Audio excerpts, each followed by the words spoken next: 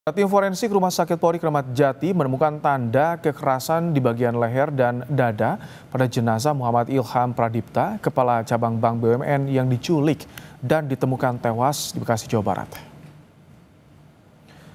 Dari hasil otopsi, tim forensik menemukan adanya luka lebam akibat benda tumpul di bagian leher dan dada korban. Luka ini jadi penyebab kematian karena adanya tekanan pada tulang bagian leher dan dada sehingga korban kesulitan bernapas. Ditemukan tanda-tanda kekerasan pada bagian luar dan dalam tubuh korban. Luka-lukanya bagian dada dan leher. Sayatan atau pukulan?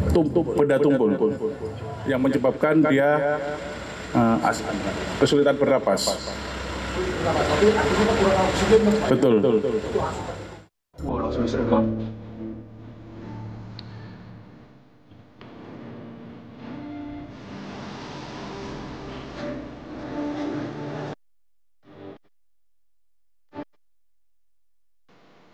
Inilah wajah 4 pelaku penculikan kepala cabang sebuah bank BUMN Ilham Pradipta.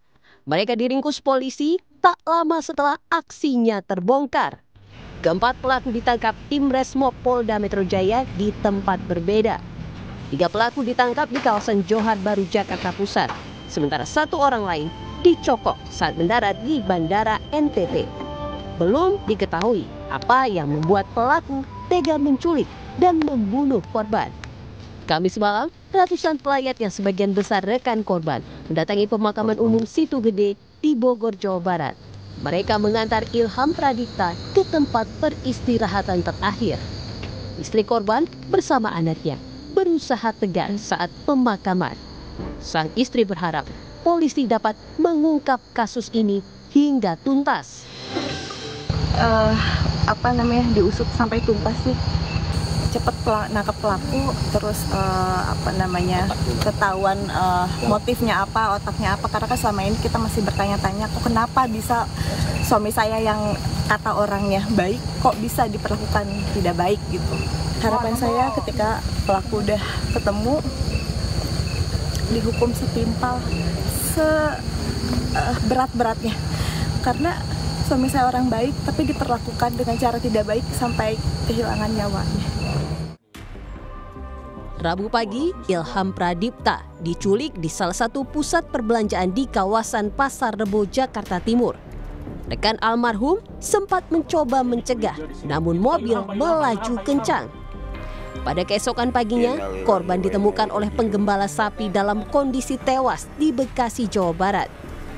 Para pelaku penculikan kini telah ditangkap, namun polisi menduga ada pelaku lain yang diduga menjadi dalang di balik penculikan dan pembunuhan kepala cabang bank.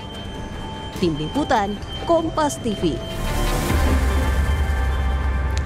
Lebih lengkap terkait kasus penculikan dan pembunuhan Kepala Cabang Bank BUMN sudah ada jurnalis Kompas TV Jona Hamonangan dan Junaidi Saputra di Polda Metro Jaya. Selamat malam, Jona. Polisi masih memburu 1 orang yang diduga sebagai eksekutor dan juga dalang di balik kasus ini. Bagaimana pengejarannya, informasinya, Jona?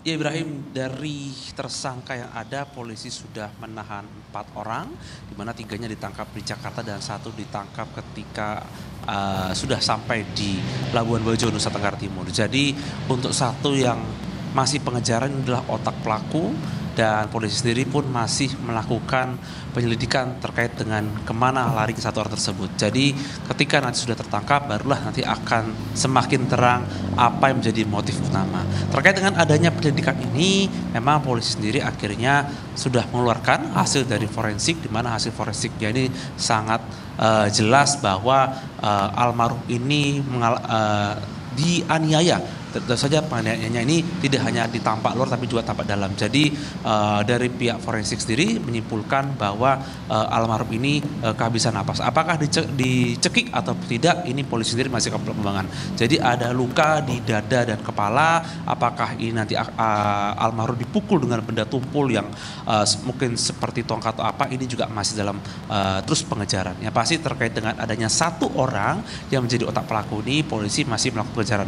Apakah di dalam Jakarta atau luar. Tadi saya sempat menanyakan kepada pihak polisian, polisi enggan menjawab dan meminta awak media untuk bersabar hingga nanti selesai ditangkap, dikarenakan ini untuk mengantisipasi adanya kebocoran informasi khususnya mungkin kepada para pelaku yang terus berlari. Ya pasti dari pihak polisian sampai saat ini masih melakukan pengejaran kepada satu orang yang diduga adalah otak pelaku dari penganiayaan kepada almarhum ini.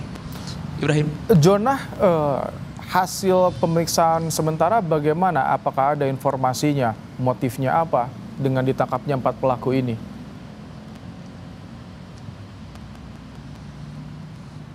Ya Ibrahim, kalau kita lihat di media sosial ini memang cukup bertebaran. Ada yang mengatakan ini terkait dengan ada mungkin tidak senang atau iri hati dan isu lain. Namun dari pihak polisian, dari penyidik mengatakan bahwa jangan ada prasangka dulu dikarenakan memang harus ditangkap dulu si otak pelaku ini untuk bisa mengetahui apa yang menjadi motif atau penyebab awal. Apakah mungkin ada motif-motif lain, mungkin terkait dengan adanya persaingan ataupun ada motif lain seperti apa, polisi sendiri belum mau menyimpulkan dikarenakan yang terpenting adalah menangkap lebih dahulu. Nah, terkait dengan 4 orang yang sudah ditangkap, polisi sendiri saat ini masih melakukan pengembangan untuk mencari tahu mengapa bisa terjadi kekerasan. Jadi terkait dengan adanya barang bukti berupa CCTV di mana sangat jelas terlihat ketika keluar dari mobil almarhum dan akhirnya langsung dibawa lagi kembali dengan cara yang cukup cepat. Tentu saja ini adalah dugaan-dugaan apakah ini akan diculik terkait ada tindakan tertentu atau mengarah kepada suatu hal. Yang pasti dari pihak penyidik meminta awak media untuk bisa bersabar dikarenakan saat ini masih mencari dulu terkait otak pelaku, barulah nanti akan dilakukan pengembangan lebih detail untuk melihat apa yang menjadi motif awal terkait dengan adanya meninggalnya almarhum sampai saat ini. Ibrahim. Baik, terima kasih Jonah Hamonangan untuk laporannya langsung dari Polda Metro Jaya.